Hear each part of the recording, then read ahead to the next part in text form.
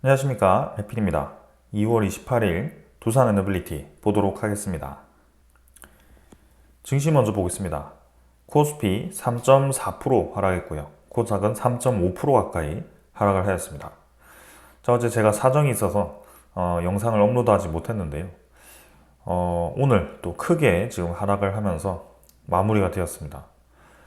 원래 2월 28일 금요일까지 이제 리밸런싱에 대한 움직임이 있을 거라고 말씀을 좀 드렸는데, 그 리밸런싱이 지금 외국인 투자자의 역으로 이제 매도가 좀 크게 나오면서 마무리가 되었습니다.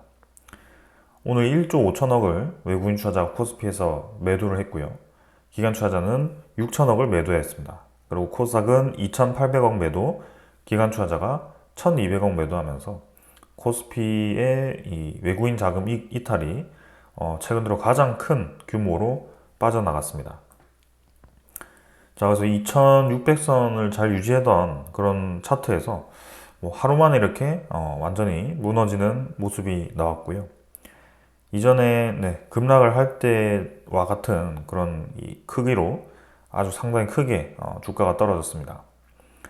해외 증시 대비해서 좀 잘 버티는 모습에서 지금 이제 어제 오늘 해서 상당히 크게 지금 밀린 상황이고, 특히 외국인 투자자가 어제도 1,700억을 매도하면서 연속적으로는 거의 2조 가까이를 매도하는 상황이었는데, 오늘 1조 5천억을 또 추가로 매도를 하면서 최근에 이 외국인 투자자의 코스피 이탈이 또 계속 강화되고 있습니다.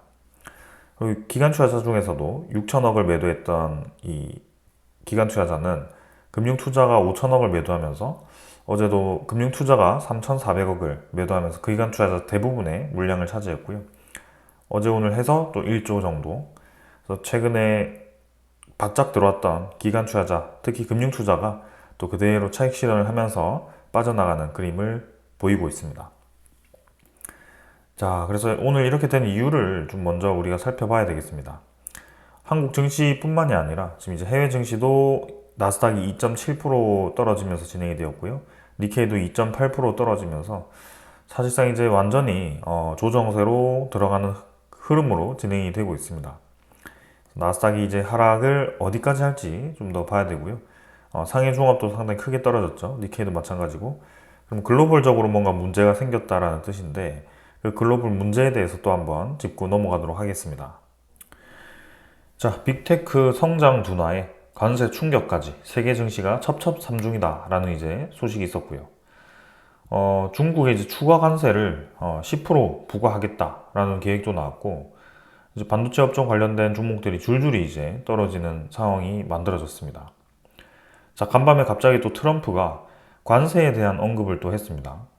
원래는 이제 멕시코, 캐나다를 시작으로 해서 중국에 10%를 부과하는 그런 조치를 했고, EU에도 뭐 관세를 부과하겠다. 그 다음에 이 한국이라든지 그런 나머지 국가에도 각각 국가에 맞게 상호 관세를 부과하겠다라고 예고를 했습니다. 근데 그 시기가 원래는 4월부터 하겠다라고 얘기를 했기 때문에 3월은 그냥 안전하게 기다리고 있었고, 그 구간을 이제 약간 버퍼로 해서 좀 협상을 하는 그런 기간으로 두었다라고 생각을 했습니다.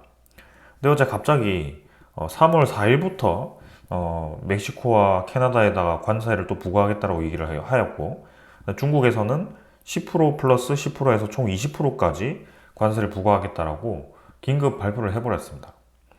그러니까 벙찌는 거죠. 네, 며칠 안 남았습니다. 2월 28일부터 해서 지금 3월 4일이면 당장 연휴 끝나면 3월 4일입니다. 그러니까 뭔가 빠르게 하라는 것이고, 계속 뭔가 갑질 같은 그런 갑질을 지금 하고 있습니다. 그래서 처음에는 캐나다와 멕시코가 뭐 빠르게 미국을 이제 입맛을 맞춰주는 조치를 취해줬고, 중국은 10%만큼 또 보복 관세를 한다라고 했었죠. 근데 이번에는 이제 캐나다, 멕시코가 어떻게 할지, 그리고 중국이 20%까지 때려 맞았는데 그 20%에 대해서 또 보복 관세를 한다면 점점 이제 이 관세 전쟁이 본격화된다라는 그런 상황으로 갑니다. 그래서 지금 3월 4일부터가 맞는 것이냐, 그것도 지금 상당히 혼란스러운 상황이고요. 왜냐하면 4월부터 한다고 했다가 갑자기 지금 하루 만에 그게 바뀐 것이기 때문에 조금 더 상황은 봐야 될 것 같습니다. 자, 근데 그런 관세 발표와 함께 지금 이제 엔비디아 실적이 발표가 되었는데요. 엔비디아 실적이 지금 현재 실적은 전망치에 부합을 했는데 이제 앞으로 나오는 그런 예상 실적이 뭔가 이제 이 고성장을 하는 AI 칩으로 인한 고성장을 기대하는 그런 실적보다는 조금 낮은 느낌이었다. 컨센서스가 좀 낮다라고 실망을 했습니다. 투자자들이. 그러면서 이제 이런 이제 하락이 크게 나왔고 테슬라, 전기차도 마찬가지로 부진을 하면서 좀 전반적으로 지금 미국의 기술주들이 상당히 크게 지금 차익 실현을 하는 모습이었습니다. 그래서 그러한 움직임이 우리나라로까지 지금 번진 거고 우리나라는 뭐 전체적으로 그냥 다 두드려 맞았습니다. 미국의 성장률이 또 발표가 되었는데요. 4분기 성장률은 2.3%입니다. 그래서 4분기까지 해서 지금 연간 성장률이 2024년에는 2.8%에 달할 만큼 꽤 괜찮거든요. 우리 한국은 지금 1%대로 진입을 하고 있는 반면 미국은 여전히 3%에 가까운 고성장을 하고 있습니다. 자, 그래서 오늘 이제 28일이고 미국의 PCE 지표가 발표가 될 겁니다. 그래서 그 PCE 지표가 지금 9시 반쯤 이제 발표가 되면 10시 반인가요? 네, 그래서 물가 상승률이 어떻게 나오는지를 알 수 있게 되는데요. 지금 예상치보다 높게 잡았습니다. 2.7%까지 지금 보고 있다는 것이고, 경기가 침체되고 있는 와중에 물가 수치가 또 높게 나온다면 스태그플레이션에 대한 우려감도 분명히 있다라고 볼 수 있을 겁니다. 그래서 차라리 지금은 물가 상승률이 좀 낮게 나와서 경기가 둔화되고 있다라는 시그널을 주면서 더 이상 이제 이 인플레이션에 대한 우려가 좀 사그라든다면 차라리 금리를 내릴 수 있다라는 그런 상황이 만들어질 수 있을 것 같습니다. 그래서 PC 지표가 어떻게 나오는지에 따라서 시장이 또 움직일 가능성이 크고 이런 부분들은 우리가 좀 지켜보도록 하겠습니다. 지켜봐야 됩니다. 그리고 이제 지금 전체적인 시장이 저런 이제 트럼프의 관세로 인해서 크게 하락을 한 것이기 때문에 자, 트럼프의 관세가 또 어떻게 이 협상이 되고 추후 조치가 어떻게 되는지에 따라서 증시가 또 움직일 수 있죠. 그래서 사실 이전에도 이러한 상황이 있었습니다. 그게 아마 요때쯤이었던 것 같은데요. 갑작스럽게 이제 주말 끝나고 이제 월요일 딱 열리기 전에 그죠? 일요일 정도에 관세 부과하겠다라고 예고를 해버리면서 코스피가 급락을 했던 적이 있습니다. 근데 이제 뭐 하루 만에 뭐 관세가 부과되지 않고 좀 유예 기간을 두겠다. 뭐 이렇게 또 얘기가 나왔었고요. 그러면서 이제 코스피는 그대로 한 3일 만에 원래 제자리로 돌아왔습니다. 그래서 이번에도 아마 그럴 가능성도 있습니다. 왜냐하면 첫 번째 이 문제를 삼았던 펜타닐에 대한 보급 그거를 막아라 라고 또 한 번 경고를 하는 것이기 때문에 거기에 대한 적절한 조치가 들어간다면 또 4월 달까지 원래 예정하던 데까지 기간을 유예할 수도 있습니다. 그러면 이제 우리나라 증시는 또 반등을 할 수 있을 것 같고요. 다음 주 이제 월요일은 휴장이기 때문에 화요일, 수요일 정도에 또 반등을 할 수 있을 것 같습니다. 그래서 오늘 급락했다고 해서 우리가 크게 지금 흔들릴 필요는 없지만 확실히 지금 좀 많은 이 투자자들의 매도가 이어지는 것은 사실입니다. 그것과 관계없이 외국인 투자자가 지금 코스피에서 연일 빠져나가고 있다는 것이 좀 좋지 않은 시그널로 보이기도 합니다. 이 외국인 투자자가 어떻게 움직이는지 이제 리밸런싱까지 끝났고 3월 들어왔을 때 또 이 본격적인 움직임이 나타날 텐데 어떻게 되는지 한번 계속 봐야 될 것 같습니다. 코스닥은 743포인트고요. 마찬가지로 이제 뚝 떨어졌습니다. 근데 뭐 이전에도 이런 상황이었고요. 21선 근처까지 수렴시켰다가 툭 떨어뜨리고 또 지금도 툭 떨어뜨렸습니다. 근데 그 해결되는 방향에 따라 빠르게 반등할 수 있다는 것을 보여주었습니다. 외국인 투자자는 지금 계속 빠지고 있고요. 기관 투자자도 마찬가지입니다. 그래서 수급 전체가 좀 오늘 좋지 않았다. 그래서 이제 이렇게 좋지 않은 상황이고 불확실해지니까 또 달러의 수요가 또 늘어납니다. 11원 정도 또 이 원달러가 높아지면서 1460원대까지 치고 올라갔고요. 잘 눌러지던 그런 상황에서 또 이렇게 원달러가 치고 나갑니다. 우리나라가 금리를 인하했어도 지금 크게 지금 올라가지 않아서 좀 긍정적이라고 보았었는데 또 이렇게 환율이 크게 치솟는다라고 한다면 상당히 부담스러울 수밖에 없습니다. 근데 마찬가지죠. 환율도 주식 방금 주가와 비슷하게 툭 떨어졌다가 다시 반등한 것처럼 환율도 툭 올라갔다가 다시 떨어질 가능성도 충분히 있습니다. 그래서 이 관세에 대한 움직임들을 계속 주시를 하면서 지켜봐야 될 것 같습니다. 결국엔 트럼프는 목적이 있습니다. 세계 경기를 망가뜨리기 위해서 움직이지는 않을 겁니다. 본인이 원하는 방향으로 세계를 이끌어가기를 원하는 것이기 때문에 주도권을 가지기 위해서 더 강하게 나가는 것처럼 보이는 것입니다. 그래서 그 맞선다라고 했을 때는 좀 더 강하게 펀치를 때리겠지만 조금 이제 유하게 이 맞서는 듯 하면서 서로에게 이 협상을 하기 시도하는 그런 이 뉘앙스가 만들어진다면 분명히 계속 펀치를 때리지는 않을 겁니다. 그런 부분들이 좀 해소되기를 기대하면서 기다려 보겠습니다. 그 다음은 지수 선물 한번 보겠습니다. 선물 지표 보겠습니다. 선물 지표는 뭐 조금씩 반등을 하고 있는데요. 크게 지금 뭐 내려간 것 대비해서는 많이 올라가지는 않고 있습니다. 그래서 이것도 조금 시간을 두고 봐야 될 것 같습니다. 다음에 유럽 증시 같은 경우는 지금 크게 변동은 없고요. 0.5%밖에 떨어지지 않고 있네요. 그래서 유럽 증시의 움직임은 계속 주시를 하겠습니다. 원자재 가격은 국제유가 69달러까지 또 떨어졌고요. 그다음에 천연가스는 3.9달러 수준, 일단 뭐 계속 비슷한 수준에서 왔다 갔다 하고 있습니다. 미국의 10년물 채권 금리는 4.24%입니다. 그래서 요거는 크게 올라가지 않고 계속 떨어지는 분위기로 형성이 되고 있습니다. 지금 1년치를 보시면 채권 금리가 쭉 이제 트럼프가 당선되고 올라가다가 석 꺾이기 시작하죠. 슬 이렇게 4.2%대까지 떨어졌기 때문에 시장 금리가 4.8에서 4.2면 한 0.6%가 최근에 떨어졌습니다. 금리에 대한 인상의 압박이 점점 완화되고 있다고 보시면 될 것 같고요. 시장에서 이제 드디어 물가가 떨어질 거라고 좀 보고 있다라고 보셔도 될 것 같습니다. 그래서 시장 금리가 먼저 떨어지기 시작한다는 것은 기준금리를 내릴 수 있는 상황으로 가고 있다. 이렇게 보시면 될 것 같고, 트럼프가 아무래도 계속 시장을 불확실하게 만들어서 달러에 대한 수요를 높여서, 그런 이제 채권에 대한 수요를 높여서 미국의 이 국채 금리 자체를, 시장 금리 자체를 낮추려는 의도도 있는 게 아닌가. 네, 그런 의심도 들 정도입니다. 아무튼 목표 달성을 위해서 지금 움직이는 것 같고요.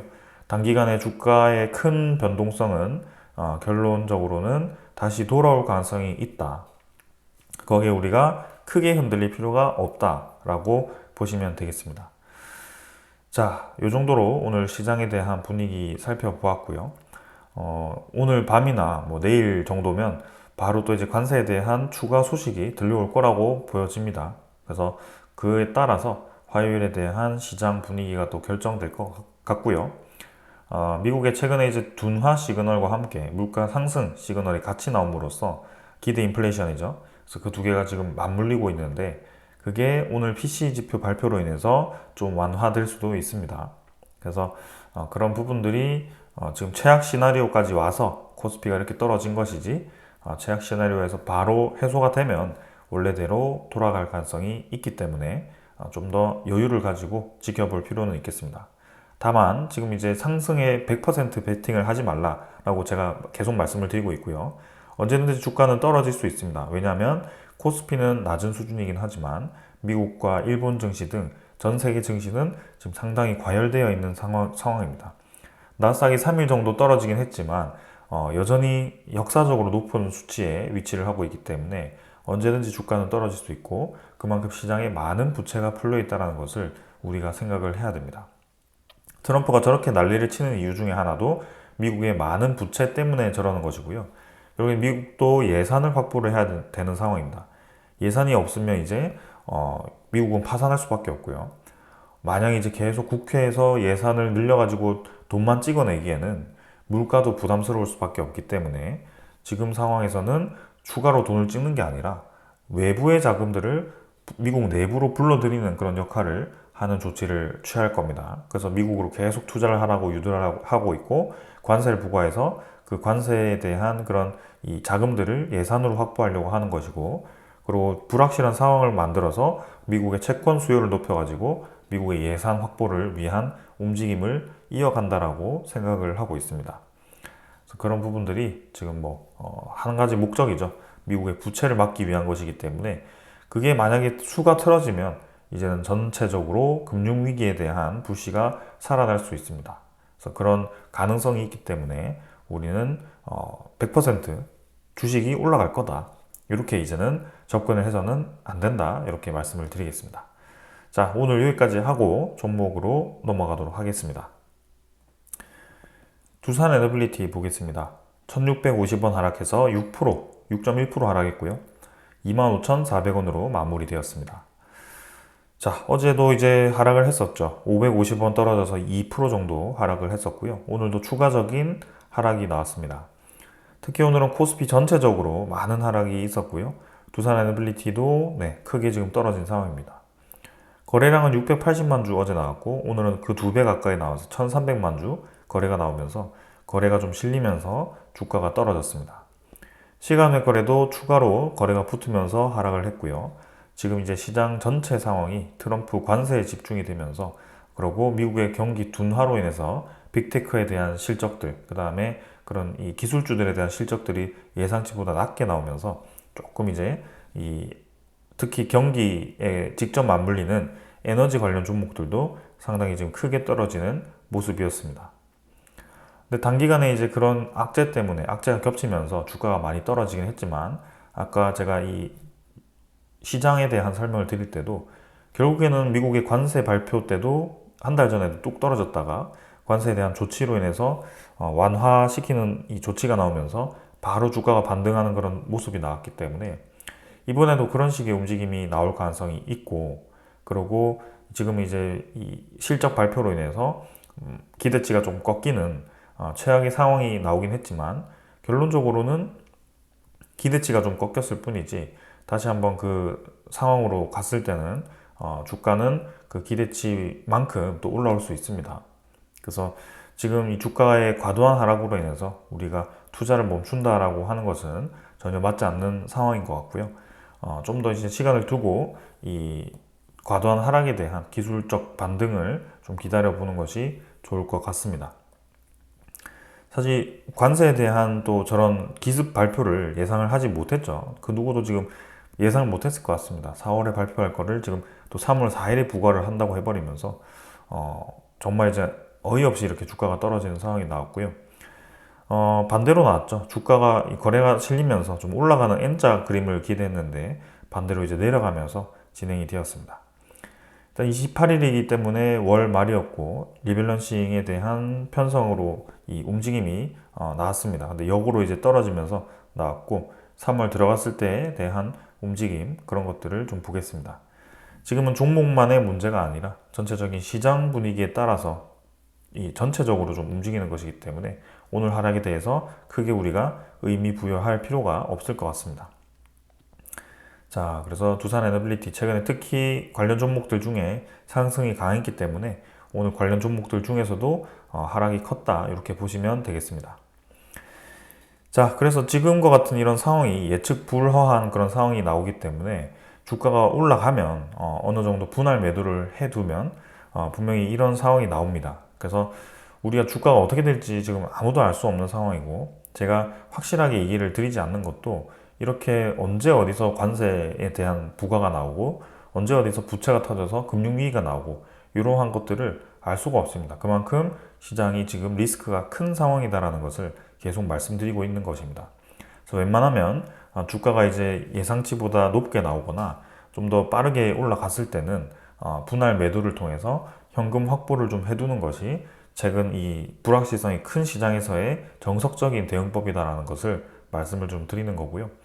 긍정적으로 본다면 고점을 찍고 좀 쭉 한 20% 정도 지금 빠져서 기분이 상당히 나쁘긴 한데, 이전과 다르게 주가가 이렇게 크게 떨어졌는데도 이전에는 뭐 17,000원, 18,000원을 갔다면 지금 여전히 25,000원을 유지를 하면서 우리가 뚫기 어려웠던 고점 위에서 자리를 잡고 있다는 것이 확실히 지금은 다른 상황이다라고 이해를 하시면 되겠습니다.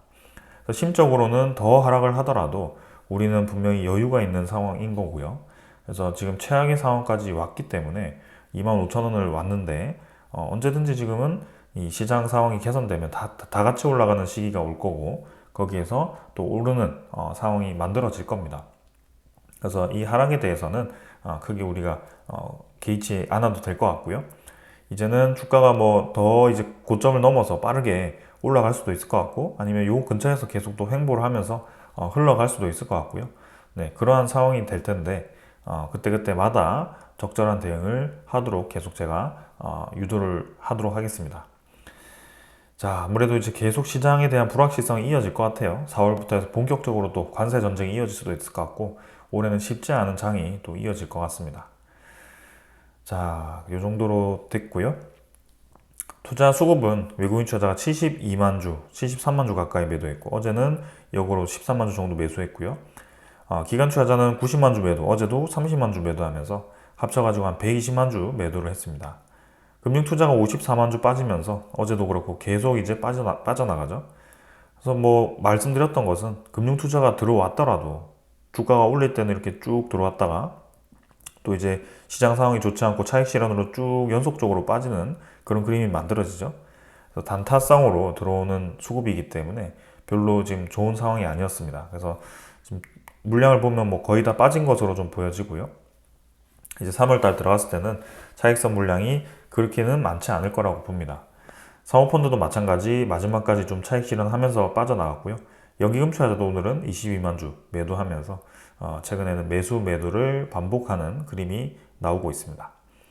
자, 어느 정도의 물량 나올 만큼 다 나왔다. 단기간에 나올 수 있는 차익 실현 물량은 다 나왔다. 이 정도로 보시면 될 것 같고 이제는 시장 상황에 따라 상황이 달라질 것 같다. 이렇게 이해를 하면 될 것 같습니다. 다음 공매도 잔고 한번 살펴보도록 하겠습니다. 공매도 잔고는 뭐 계속 비슷합니다. 38만 주 수준으로 진행이 되었고요. 2만 주 정도 좀 증가했는데 뭐 최근에서는 대차 잔고가 좀 많은 움직임을 보이고 있고 공매도 잔고 자체는 큰 움직임은 없는 것 같습니다. 그래서 대차 잔고를 보면 오늘은 아직 나오진 않았는데요. 오늘은 역으로 이제 대차 잔고 상위 종목에 위치를 했습니다. 어제는 또 마찬가지 체결 상위 종목이었기 때문에 어제 늘어난 만큼 또 줄어들어서 뭐 사실 비슷했습니다. 그래서 대차 잔고가 1,700만 주 가까이 지금 늘어나 있는 상황이고요. 이 대차 잔고 상승세가 계속 이어지는지도 한번 주시를 해보겠습니다. 좀 특이하게 최근 들어서 좀 많이 상승하는 모습인데요. 월 말까지 이렇게 증가를 한 것인가 아니면 공매도 재개를 앞두고 계속 대차 잔고를 늘려나가는 상황인 것인가 그런 것들을 좀 살펴보겠습니다. 오늘 이제 외국인 투자자 중에서 UBS가 동시호가쯤에 115만 주를 이탈을 했고요. 그다음에 뭐 역으로 이제 5일 정도 이 집계를 해보면 JP모건도 좀 빠져나가고 이번 이제 이 리밸런싱은 전체적으로는 비중을 좀 줄이는 방향으로 진행된 것 같다. 네, 이런 상황도 좀 보여집니다. 그래서 이제 3월 들어갔을 때의 움직임을 봐야 될 것 같습니다. 상세 물량은 외국인 추적 물량이 72만 주 마이너스였는데 오늘은 오히려 5만 6천 주로 거의 없었고요. 매도는 오히려 어제가 마이너스 56만 주로 변동성이 좀 컸었습니다. 그래서 대차 잔고에 대한 움직임일 가능성이 저는 크다라고 보고 있고 보유량은 24.81% 정도로 계속 뭐 유사한 상황입니다. 25% 중반까지 가서 24.8%까지 떨어지긴 했지만 뭐 1% 수준은 언제든지 이제 움직일 수 있는 그런 범위 아니고요. 전체적으로 보았을 때는 뭐 외국인 투자자는 계단식으로 계속 지분을 늘려가고 있기 때문에 뭐 언제든지 지금 다시 올라갈 수 있는 그런 상황이다. 이전에 주가가 올라갈 때도 보면 뭐 3일 정도 만에 고점 부근까지 올라갔기 때문에 뭐 지금 이제 동일 선상으로 본다면 또 이 시장 개선되고 두산 에너빌리티의 호재 나오면 언제든지 또 몇 번 만에 올라갈 수 있습니다. 그래서 이 하락에 대해서 좀 마음이 아프지만 크게 흔들릴 필요는 없다라는 좀 말씀을 드리겠습니다. 자, 이 정도로 오늘 기술적인 부분들은 다 살펴보았고요. 종목 소식들을 좀 전달 드리면서 마무리하겠습니다. 자, 자, 오늘 먼저 전해드릴 소식, 체코 원전 관련 소식입니다. 자, 체코 원전에서 이제 웨스팅하우스가 계속 이제 지재권 소송을 활용해서 우리에게 딴지를 걸었었고, 반독점 사무소에다가 체코 반독점 사무소에다가 이 이의 제기도 하면서 계속 이제 회방을 놓았었는데요. 이번에 이제 그게 철회가 되었다라고 합니다. 그래서 이제 완벽하게 웨스팅하우스와 한수원이 동반자로 가고 있다, 팀 코러스로 가고 있다라는 그런 이 시그널이 나왔습니다. 그래서 지난번에 미국이 가서 한수원과 웨스팅하우스가 이제 합의를 한 만큼 그 후속 조치로 이렇게 나왔다라고 보시면 될 것 같고요. 그 다음에 체코 원전 관련해서 체코 현지 내에서도 계속 이제 블러핑 기사처럼 좀 이제 우리 수주에 대해서 좀 악재 아닌 악재라고 좀 얘기를 계속 하고 있는 상황들이 좀 있었습니다. 그래서 거기에 대해서 말씀드렸던 것은 체코가 우리나라와의 본계약을 체결하기 전에 본인들이 이제 유리한 상황을 이끌어낸다라고 첫 번째 케이스로 생각을 했던 거고, 두 번째 케이스는 이제 이 프랑스에다가 우리나라 말고 프랑스에 수주를 주기 원했던 이 사람들이 좀 여기에 대해서 한국 수주에 대해서 만약에 잘못되면 책임을 전가하기 위한 그런 작업을 미리 한다, 뭐 이렇게 두 가지 정도로 생각을 해봤었는데, 지금 흘러가는 흐름을 보면 첫 번째일 가능성이 크다라고 좀 보여집니다. 그래서 내용을 먼저 보면 24조 체코 원전 수주전이 지금 이제 사활을 다하고 있는 상황에서 현지 기업의 60% 참여가 보장되었다, 이런 소식이 나왔습니다. 체코 산업부 장관이 우리나라가 지금 요구를 수용하기로 약속했다라고 발표를 했고요. EPC 체결 시에는 30%가 참가를 하고, 건설과 이제 운영에서 총 60%까지 체코 이 현지 기업들이 참여할 수 있도록 지금 약속을 받았다라고 얘기를 했습니다. 그래서 우리 입장에서는 우리나라 기업의 이 참여율이 떨어지고, 그다음에 지금 수익성까지 웨스팅하우스와 일감을 나누는 상황이라면 수익이 떨어질 수밖에 없다라고 좀 우려하는 목소리도 나오기도 합니다. 그래서 향후 이제 체코 기업들이 어떤 식으로 참여가 되고, 그 참여율에 뭐 두산 스코더 파워 같은 직접적인 두산의 자회사가 또 포함이 되는 것인지, 그런 것들도 이제 우리가 생각을 해 봐야 될 것 같고요. 저런 이제 수익성에 대한 생각을 한다면 좀 이제 부정적으로 볼 수는 있겠지만, 이제 완벽한 것은 이 웨스팅하우스에 대한 회방도 없어졌고 오히려 협력을 하고 체코 내부의 이런 불만들을 잠재울 수 있는 소식까지 나왔기 때문에 본계약 체결은 정말 이제 100%라고 보셔도 될 것 같습니다. 두코바니 2기가 이제 본계약 체결이 되고 이제 테멜린 2기까지도 우리가 노려볼 수 있는 그런 상황이 만들어질 거고요. 이 체코 원전 외에 제3국의 원전도 이 체코 진출로 인해서 또 한번 우리가 어필을 할 수 있는 좋은 기회가 만들어지고 있다라고 볼 수 있겠습니다. 체코 원전 본계약이 이제 3월 들어가면 소리 예상이 나올 거고요.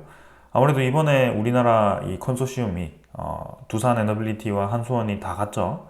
그게 마지막 이제 협상에 대한 마무리다, 제가 예상을 했던 거고, 이 산업부 장관이 체코에서 와서 방문을 한 뒤에 우리나라가 지금 다시 가서 그 뒤에 발표 나온 것이기 때문에 결론적으로는 체코의 마지막 우려사항을 우리가 해소시켜주는 역할을 했다, 이렇게 보시면 되겠습니다. 그래서 모든 협상이 거의 마무리가 되었고 이제는 본계약에 대한 언급이 곧 나올 것 같다라는 저의 생각입니다. 그래서 지금 본계약에 대한 이 마지막까지 좀 불확실성을 키우면서 오히려 본계약을 정말 하는 것인가, 그런 좀 이 의문감도 좀 있었기 때문에 오히려 이런 상황에서는 본계약이 체결되면 또 주가가 올라갈 수 있는 그런 상황이 만들어지지 않을까. 그러면서 본계약 체결을 하면서 테멜린 2기에 대한 추가 계약까지도 이 얘기가 나온다면 당연히 힘을 받을 수밖에 없겠죠. 그래서 그런 것들을 우리가 기대를 해볼 수 있겠습니다. 그리고 신규 원전 건설에 대한 시장만 있는 것이 아닙니다. 또 이제 원전 해체에 대한 건설도 지금 부각이 되고 있고요. 한전 KPS와 캐나다 캔도 에너지가 MOU 체결을 했습니다. 원전 해체 역량 강화 분야에서 MOU 체결을 했고요. 한전 KPS 대표단이 캔두에너지 본사를 방문해서 해외 중수로 원전 해체 시장 진출 계획을 가지고 있습니다. 최근에 두산에너빌리티가 캔두에너지로부터 피드관에 대한 수주를 했었고요. 캔두에너지와 지금 우리나라 기업들이 각각 이제 협력을 하는 것을 볼 수가 있습니다. 이제는 원전 해체까지 들어간다면 우리나라 이 두산에너빌리티와도 협력이 가능해 보이고요. 확실히 이제 원전 해체 시장도 서서히 부각이 되고 있습니다. 우리나라 국내에도 지금 이제 원전 해체 시장이 열리고 있고요. 지금 이제 고리 1호기와 월성 1호기가 우리나라의 테스트베드로 진행될 가능성이 큽니다. 그래서 해체 허가에 대한 승인을 착수에 나섰고, 이제 내년 말 정도에 이게 승인이 날 수 있을 거라고 예상을 하고 있습니다. 그래서 우리나라 내부에도 하나씩 이제 원전이 수명을 다할 텐데, 그걸 뭐 바로 이 정지를 해서 해체를 하진 않겠지만, 일단 영구 정지를 한 그런 고리 원전이 있기 때문에 그거를 통해서 먼저 레퍼런스를 해체에 대한 레퍼런스 데이터를 쌓고 그 뒤에 차곡차곡 우리나라가 해외 이 해체 시장도 진출할 수 있는 명분을 만들고 우리나라 내부의 다른 원전이 또 멈췄을 때도 그거를 이제 해체할 수 있는 상황을 만들 겁니다. 그래서 결론적으로는 두산에너빌리티가 그 해체 시장에서도 메인 역할을 할 수밖에 없습니다. 그 내부에 있는 원자로라든지 기자재라든지 이런 것들을 두산에너빌리티가 공급을 했고, 그것을 역으로 이제 해체를 할 때도 두산에너빌리티가 해체를 하는 기술력을 가지고 있습니다. 그 기술에 대해서는 두산에너빌리티 회사 홈페이지에 들어가면 확인해 볼 수가 있고요. 이렇게 이제 내부의 해체 말고도 안에 들어가 있던 원자로 이 핵 폐기물을 보관해야 되는데 그거를 보관하는 캐스크도 두산에너빌리티가 기술력을 가지고 있습니다. 그래서 한수원과 장기 공급 계약을 오래전에 체결을 했었고요. 2050년까지 이렇게 장기로 계약을 했기 때문에 거기에 대해서도 점점 실적이 날 겁니다. 그래서 대형 원전에 대한 신규 건설 시장, SMR에 대한 소형 모듈 원전 시장, 원전 해체 시장, 그다음에 핵 폐기물 보관 시장, 이렇게 이제 네 가지가 지금 크게 진행이 되고 있고, 대형 원전 신규에는 또 완전히 새로 짓는 것과 수명 연장과 같은 그런 또 중간 기자재를 교체하는 그런 상황도 있습니다. 그래서 원전 하나만 보더라도 정말 이제 두산에너빌리티가 큰 시장을 맞이한 거고요. 아주 기대가 됩니다. 그래서 전체적인 이제 시장이 둔화되지만 않는다면 저는 여전히 두산에너빌리티는 많이 올라가야 된다라고 보여지고요. 최근에 이제 글로벌 이 거시 경제가 트럼프 대통령에 의해서 좀 많이 흔들리고 있는데 그 상황들을 좀 면밀하게 보면서 대응을 하겠습니다. 자, 그 다음에 이제 세계 이 해외 원전 소식인데요. 카자흐스탄이 또 최초로 대형 원전 부지를 선정을 했습니다. 그래서 카자흐스탄도 이제 올해 6월 정도면 공급사를 선정하겠다라고 얘기를 했기 때문에 여기에 대해서 우리나라도 이제 좀 공을 들여야 되는 그런 상황이고요. 어떻게 보면 이제 카자흐스탄과 러시아가 원전 핵 연료 관련해서 좀 깊이 계약을 하고 있는 상황이라서 우리나라가 러시아를 이기고 계약을 할 수 있을까라는 그런 의문감도 좀 있습니다. 그래서 상대적으로 좀 불리한 입장도 좀 있고, 카자흐스탄 정부도 좀 컨소시엄을 다국적으로 구성해서 하려고 하기 때문에 과연 이제 우리나라가 어떤 식으로 또 참여를 할 수 있을까, 그런 것들도 좀 봐야 될 것 같습니다. 자, 그리고 이제 꼭 러시아가 아니더라도 지금 이제 12월에는 프랑스 개발청과 협력을 해서 또 이렇게 수정 관리 개발을 위한 그런 협약을 또 체결했었기 때문에 카자흐스탄 입장에서는 정말 여러 국가들에게 지금 열어놓은 상황입니다. 최근에 우리나라 이 원전 협력을 위해서 체코도 갔었고 그다음에 프랑스도 갔었거든요. 그래서 프랑스와도 지금 원전 협력을 또 추진하고 있는 만큼 이 제3국에 대한 진출에 대해서 좀 협력을 가능성을 열어준다면 이 카자흐스탄에도 프랑스, 뭐 한국 이런 식으로 다국적으로 또 들어갈 수 있지 않을까라는 기대감도 있습니다. 그런 부분들을 한번 지켜보면서 계속 볼 거고요. 네, 카자흐스탄에 대한 부지가 선정된 만큼 조만간 또 관련 소식이 들려올 것으로 기대가 됩니다.